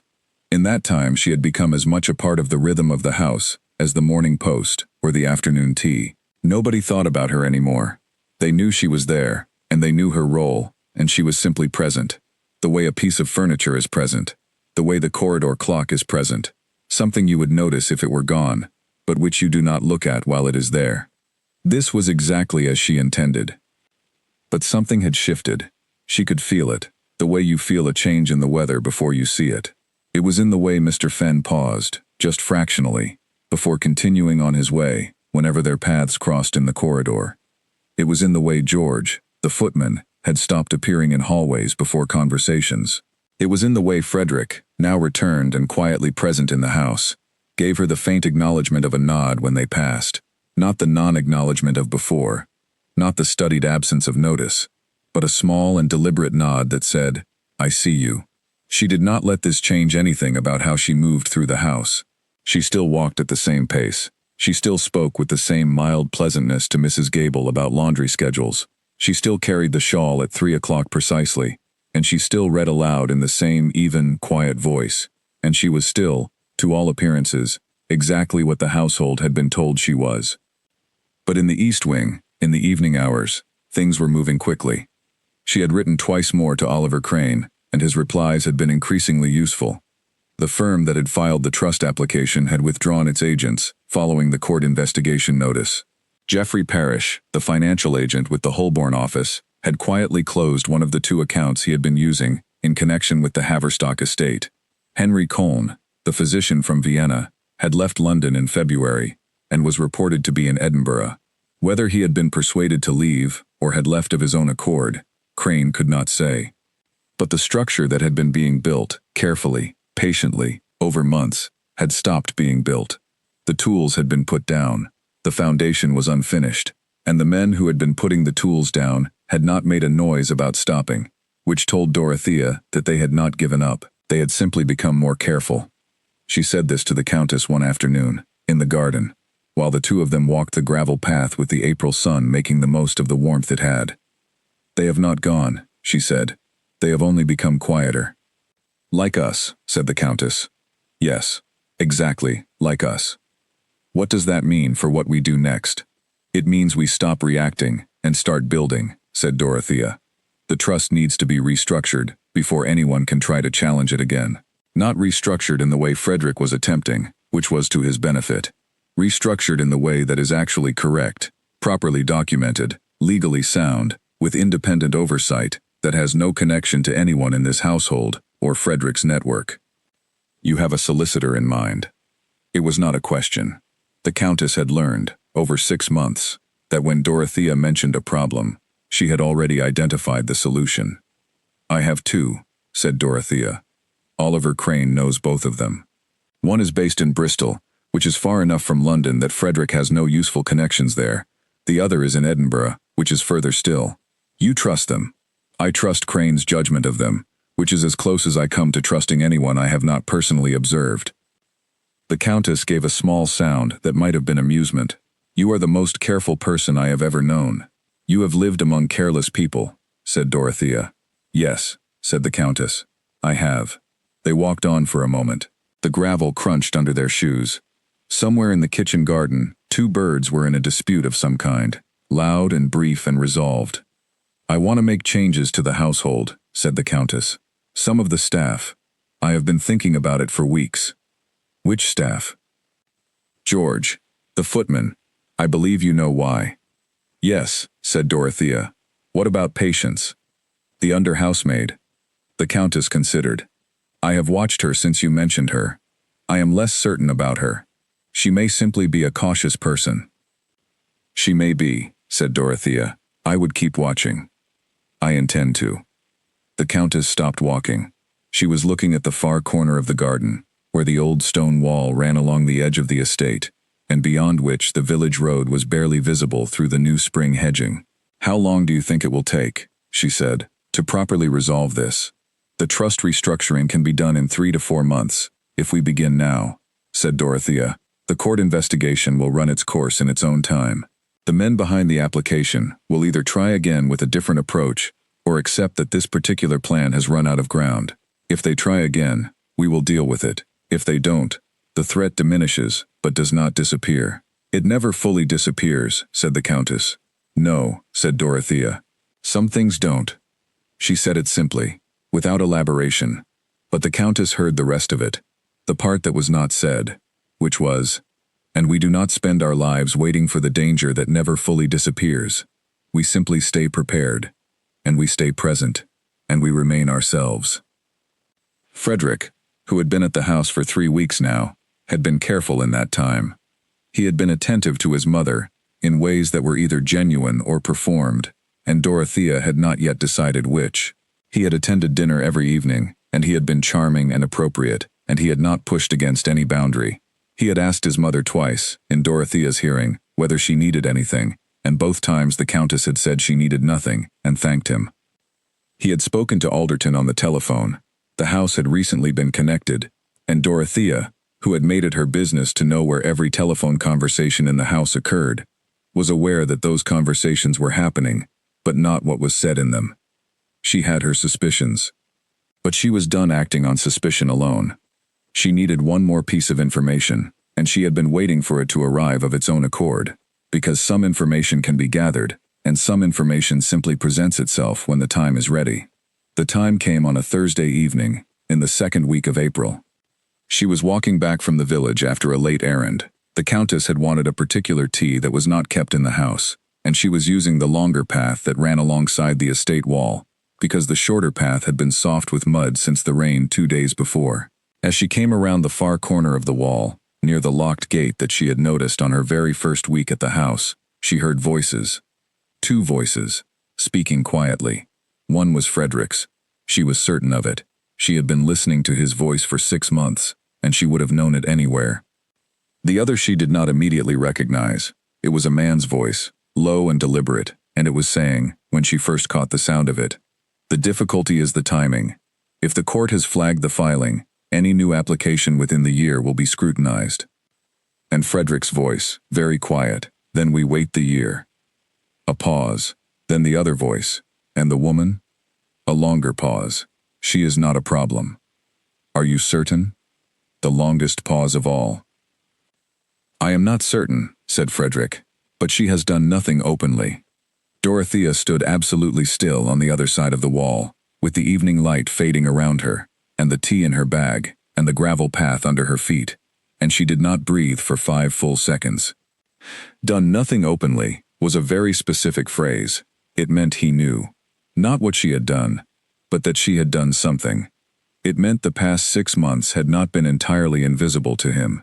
It meant that he was the other careful person in the house, and he had been watching her, just as she had been watching him, and they had both been moving at the same time, in the same space, and they had seen each other, dimly, in the dark. She waited until the voices moved away. Then she walked back to the house along the longer path, taking her time, and she went to the kitchen, and gave Mrs. Penrose the tea, and said good evening, and she went up to the east wing, and she sat at the writing desk. She wrote in her notebook, "He knows I acted. Not how. Not what precisely. He is reassessing." Then, she underlined one word. Reassessing. That was different from opposing. That was different from attacking. Reassessing meant that something he had been certain of was now in question. Reassessing meant he was slowing down. She closed the notebook and held it in her hands for a moment. She thought about Frederick Haverstock, not as an opponent, not as a threat, but as a person. A man who had come home from a decade in military service to find his mother aged and in a state that felt to him, perhaps, like something that was slipping. Perhaps he had genuinely believed he was protecting her. Perhaps he had started with something like concern, and then found himself inside a plan that had grown beyond its original intention. She did not know. She might never know. But she knew that a man who was reassessing was a man who was not yet finished making up his mind. That was a door, a small one, and she was not yet going through it, but it was there. She went to bed that night thinking about it, and in the morning, she said nothing to the Countess about what she had heard by the garden wall. Not yet. There would be a time for that conversation. For now, she rose and dressed and went to collect the morning post and carry the shawl and be present. The way she was always present. The way she had always been present in this house. Not visible, not noticed, not taken seriously by anyone who saw her, but there, and watching, and entirely awake. May was the month that changed everything. Not in a dramatic way, not in the way that things change in stories, with some single moment that shifts the whole picture at once. It changed the way things actually change, gradually, in pieces, with some pieces moving fast, and some barely moving at all, and the full shape of the change only becoming clear once enough of it had happened to be seen as a shape. The first piece was the physician. His name was Dr. Harlow, and he had attended the Countess for 11 years. He was a thorough and quiet man who gave his opinions without decoration and kept his concern, when he had it, carefully controlled. He came to the house monthly in the spring, more often in the winter, and his visits had always been brief and professional, and conducted in the Countess's private rooms with no one else present. On his May visit, he asked to speak to Dorothea after he had finished with the Countess. She was waiting in the corridor when he came out, which he noted with the slight widening of his eyes that tells you someone expected to find you somewhere else.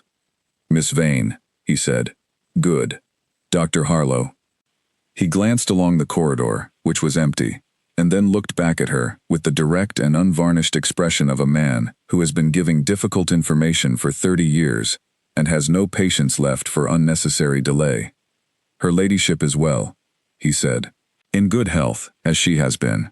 But I want to be direct with you, since I understand you are closely involved in her daily life." "I am," said Dorothea. "She is not young," he said, "and she has been under considerable strain for some months. I do not know the nature of that strain. She has not told me, and I have not asked. But I can read it in a person's constitution." He paused. "Whatever is weighing on her needs to resolve itself, not immediately, but steadily. I do not want to see her carrying this into the winter." "I understand," said Dorothea. "Is there anything you can tell me that would help me help her?" She looked at him for a moment. "The strain you are seeing," she said, "is being addressed. I believe it will be substantially reduced by the end of the summer." He regarded her for a moment. "You are very certain of that?" "I am working toward it," said Dorothea. He held her gaze for another second, and then gave a single nod. "Good," he said. "See that you do." He picked up his bag and walked toward the front of the house, and Dorothea watched him go, and then turned and walked back toward the east wing, thinking hard. By the end of summer. She had said that to a physician as though it were a fact. She needed to make it a fact. She sat at the writing desk and she reviewed everything she had in her notebook. The trust restructuring was underway. The Bristol solicitor, a man named Graham Whiteley, had begun his preliminary review of the documents and had already found 3 points in the existing structure that were legally weak and needed reinforcing. That work would take 2 more months. The court investigation was ongoing and showed no signs of concluding soon, which was in itself useful, because it kept the original filing suspended. Frederick was quiet. Parrish and Colne were both at a distance. The only thing she had not resolved was the thing she could not fully control, which was Frederick himself. She had thought about the door she had seen on that April evening by the garden wall. She had been thinking about it for 3 weeks. She made a decision. She went to the Countess. She found her in the yellow drawing room, which was the room she preferred in the early mornings when the east light came in. She was reading a letter that had arrived that morning from her younger son, Charles, who lived in Scotland and came down twice a year, and was, by all accounts, entirely uninterested in the estate politics. The Countess set the letter down when Dorothea came in, and looked at her with the attentiveness she always brought to Dorothea's unscheduled visits. "Something has happened," she said. "Not yet," said Dorothea, "but I want to suggest something." She sat in the chair across from the Countess, and she said what she had been thinking through since April. She said that she believed Frederick was in the process of reconsidering his position, not because he had changed his fundamental intentions, but because the ground under those intentions had shifted. She said that a direct confrontation now, while he was off balance, was more likely to make him defensive, and more dangerous than it was to resolve anything. And she said that the alternative, a different kind of conversation, one that she believed the Countess could have, and which she had observed her avoiding for months, might be more effective. The Countess listened to all of this. Then she said, "You want me to speak to him honestly." "I want you to speak to him as though you trust him," said Dorothea. "Even though you don't. I want you to give him the chance to respond to trust, rather than to suspicion. Because right now he is being treated as a threat, and he knows it. And men who know they are being treated as threats tend to behave as though they are." "He is a threat," said the Countess. "He is also your son," said Dorothea. "And he is, I think, a person who is more uncertain than he appears. The certainty he shows is performed. The reassessment I told you about, that is real." The Countess was quiet for a long moment. "What do I say to him?" she said. "Tell him you know about the trust filings. Not how you know, just that you know. Tell him you are not angry. Tell him you want to understand what he was afraid of. He will deny everything." "He may," said Dorothea, "or he may not. But whatever he says, you will know more than you know now." Another long pause. The morning light came in through the east windows and fell across the yellow walls, and the room was warm and almost comfortable, the way it would have been on any ordinary morning if none of this was happening. "All right," said the Countess at last. She folded Charles's letter and set it aside. "I will speak to him this week." She did not speak to him that week. She spoke to him that same evening. Dorothea did not know this until later. What she knew was that after dinner, when she had expected to read to the Countess as usual, she received a message through Lucy that her services would not be needed that evening. She went to the East Wing and sat at the desk and thought for a long time about various things, and then she simply waited. At 9:30, the Countess knocked on the East Wing door. Dorothea opened it, and the Countess came in and sat in the wooden chair and said, "He cried." Dorothea said nothing. "I have not seen him cry since he was 11 years old," said the Countess. "He sat in that chair across from me, and he looked at his hands, and he cried." She paused. "I did not know what to do with it." "What did you do?" "I sat with it," said the Countess. "I did not comfort him. I let it be what it was." A pause. "He said he thought I was disappearing.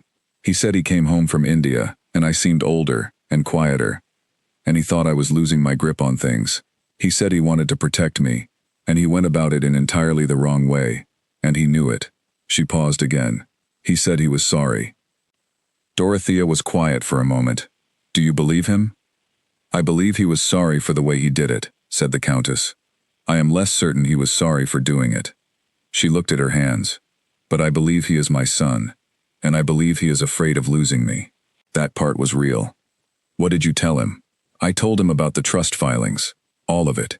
He did not deny it." She looked up. "He said he would write to the firm and withdraw his support from the application.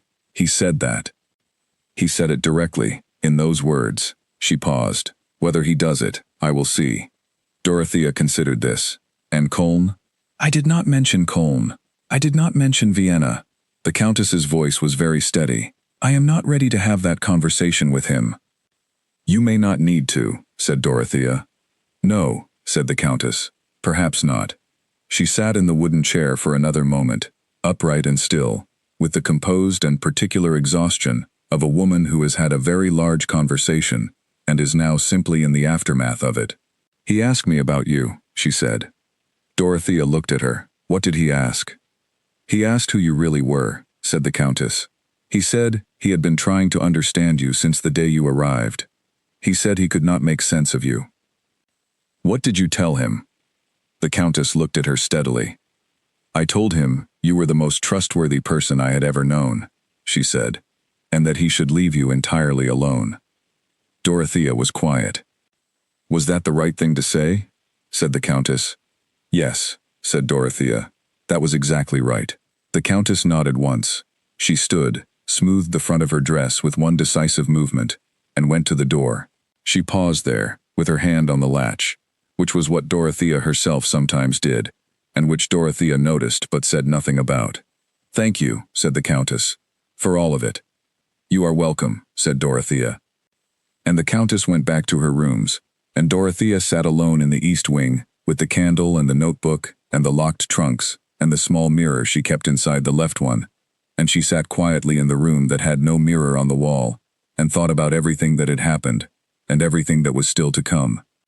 The summer of 1892 came to Ashbourne Park with warmth and unusual peace.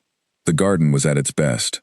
The roses in the south beds were the finest Mrs. Gable had ever seen, which she mentioned to anyone who stood still long enough to listen, and even Dorothea, who had no particular feeling about roses, found herself looking at them on her morning walks, with something that might have been appreciation. Frederick had written the letter to his solicitors. Dorothea had not seen it, but she had seen its effects. The Bristol solicitor, Graham Whiteley, had confirmed to Oliver Crane that the opposition to his review had been withdrawn.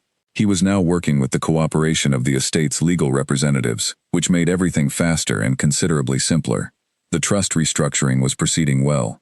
By Whiteley's estimate, the new documentation would be complete by the end of July. The court investigation was still running. Dorothea was not in a hurry for it to conclude. As long as it was open, the original filing was suspended, and as long as the filing was suspended, no one could try again from that direction. George, the footman, had been quietly moved to an outdoor position in the stable yard, which Mrs. Gable had announced as a routine seasonal adjustment, and which nobody questioned. He seemed to be genuinely well suited to outdoor work. He had not caused any further concerns. Henry Köln remained in Edinburgh, and had, as far as Dorothea could determine through Crane's occasional updates, no further involvement in the matter. Geoffrey Parrish had apparently moved his attentions to a different set of clients. The household had settled. Its rhythms were its own again. The third rhythm, the one she had felt in the first weeks, the quiet movement of something being transferred from one place to another, had stopped. One evening in the middle of June, after the reading hour, the Countess asked Dorothea to stay for a moment. This was not unusual anymore. They often talked in the evenings. What they talked about had changed considerably from those first formal evenings, when Dorothea had been watching carefully and saying very little. They talked about the house, about the garden, about news from Charles in Scotland. They talked sometimes about Vienna, not directly, not the details, but the edges of it, the way two people who have been through something together will sometimes circle what they shared without landing on it. It was enough. It was, Dorothea thought, more than enough. This evening, the Countess had a piece of paper in her hand. She held it out without explanation. Dorothea took it and read it. It was a single paragraph, handwritten in the Countess's formal hand. It was an instruction to her solicitors, not Alderton, not anyone connected to Frederick, but Whiteley in Bristol, directing that the east wing of Ashbourne Park be set aside as permanent personal quarters for the use of Dorothea Vane, for as long as Dorothea Vane chose to remain in residence, and that a monthly sum, the amount was written plainly in figures, be paid to her from the estate income for the same period. Dorothea read it twice, then she looked up. "This is not necessary," she said. "I am aware it is not necessary," said the Countess. "I am doing it regardless. The east wing is the smallest." "You said you wanted to remain the woman who carries the shawls," said the Countess. "I am not changing that. I am only making sure that the woman who carries the shawls has somewhere to sleep and something to live on that does not depend on my goodwill from one day to the next." She paused. "You have trusted me for 15 years. I would like to give you something to trust in return." Dorothea looked at the paper in her hands. She was not accustomed to being given things. She had always worked for everything she had, and she had always kept what she had in her own hands, in locked trunks, in hidden compartments, because the things that were yours were only truly yours if you were the only one who held them. It had been her rule for so long that she could not always see when it was a protection and when it was a limitation. She folded the paper and held it in both hands. "Thank you," she said. "The east wing suits you," said the Countess. "It is quiet." "It is," said Dorothea, "and it has a good view of the courtyard." "The courtyard is grey and damp," said the Countess. "There is a crow on the far wall," said Dorothea. "I have become fond of it." The Countess looked at her for a moment, and then she did something she did rarely, which was to laugh. Not loudly, not the performed laugh of a social occasion, but a real one, brief and genuine and surprised. "Dorothea Vane," she said, "you are the strangest woman I have ever known." "I know," said Dorothea, and she was, perhaps for the first time in a very long while, almost entirely at peace. The year turned, and the year after that came and went, and Ashbourne Park went on the way. Great houses go on, slowly and steadily, with the rhythms of the seasons laying themselves over each other in a long, regular pattern that looked from the outside like permanence and felt from the inside like the careful management of everything that might go wrong. Dorothea stayed in the east wing. She was still the woman who carried the shawls. She still sat below the head of the table. She still read aloud every afternoon in the same even, quiet voice, and she still walked in the mornings, and she still kept her notebook, and she still wrote to Oliver Crane when necessary, and received his careful replies in return. The trust had been restructured, fully and legally, in July of 1892, and Whiteley's documentation was beyond challenge. The court investigation had concluded in the autumn of the same year, with a finding that the original filing had contained material irregularities, and the firm responsible had been formally cautioned. That was the last anyone saw of that particular avenue of attack. Frederick came and went as sons do. He had accepted that the trust question was closed, and if there was still a part of him that felt what he had felt when he first came home from India, the fear of losing his mother, the desire to hold something he could feel himself holding, he managed it differently now. He was not warm with Dorothea, but he was not unfriendly. There was between them the particular neutrality of two people who have taken the measure of each other and decided to stay on their respective sides of the line. Aldous Hewitt, the estate manager, had told Mr. Fenn, the head butler, at some point in 1893, that he did not understand exactly what had happened at Ashbourne Park the previous year, but that whatever it was, The estate was in better order than it had been in 20 years. Mr. Fenn said that he agreed. Neither of them mentioned Dorothea, because neither of them entirely understood her role in it. But when Fenn passed her in the corridor after that conversation, he gave her a nod that was slightly different from the ones before it. It was the nod a person gives when they suspect more than they know. Dorothea accepted it with the same pleasant expression she always wore. The Countess's health held through the summer of 1893, which was what Dr. Harlow had been working toward. It held through the winter. In the spring of 1894, she had a difficult month, not seriously ill, but reduced in energy, in a way that kept her more indoors than she liked. And during that month, Dorothea reorganized her entire routine, managed the household arrangements so that they caused her no additional effort, and handled 2 family matters that the Countess would normally have handled herself, both of them cleanly and without incident. When the Countess recovered and asked what had happened while she was unwell, Dorothea gave her a summary in 3 sentences, and the Countess said simply, "Thank you," and that was the end of it. There were things between them that did not need to be said anymore.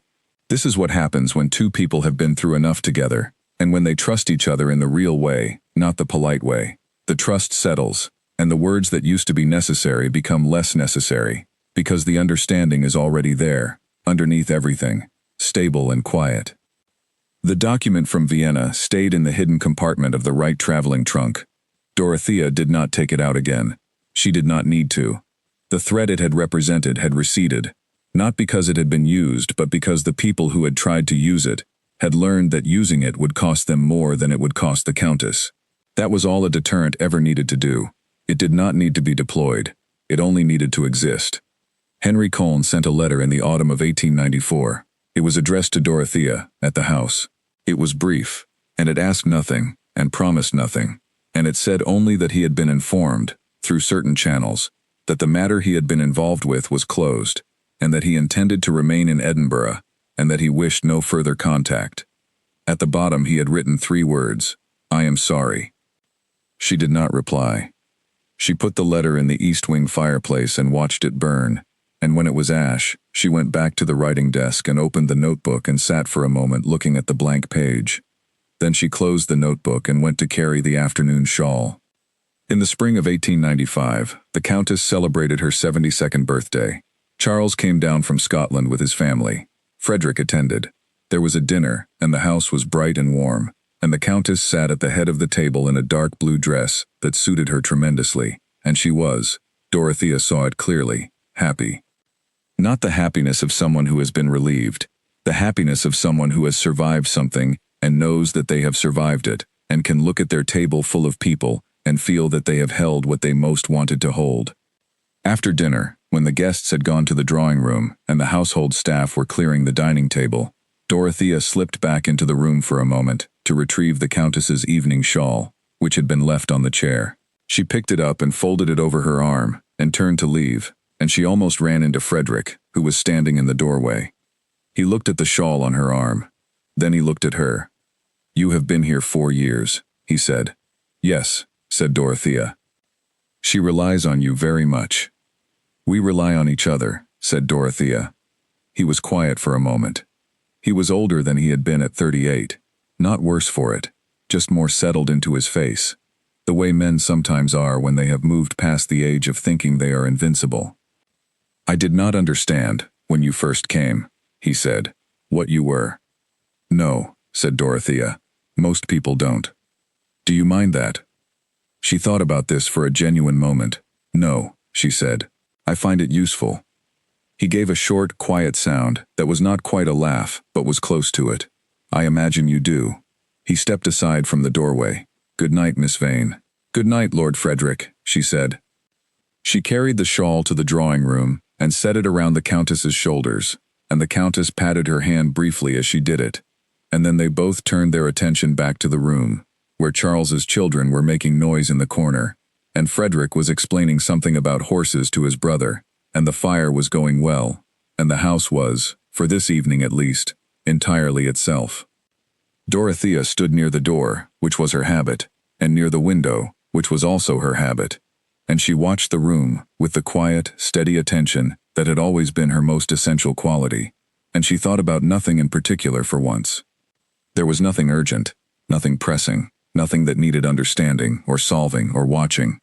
Just the room, and the people in it, and the warmth of the fire, and the shawl safely around the Countess's shoulders. She had carried a great deal over the years. She was still carrying it.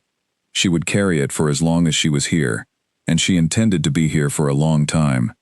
But on this particular evening, in this particular room, it did not feel like weight. It felt like exactly what it was. A woman doing what she did best, in the place where she was needed, exactly as she had always been and always would be. The shawl, and everything beneath it. Both of them held the same way. Both of them, by any honest measure, equally hers.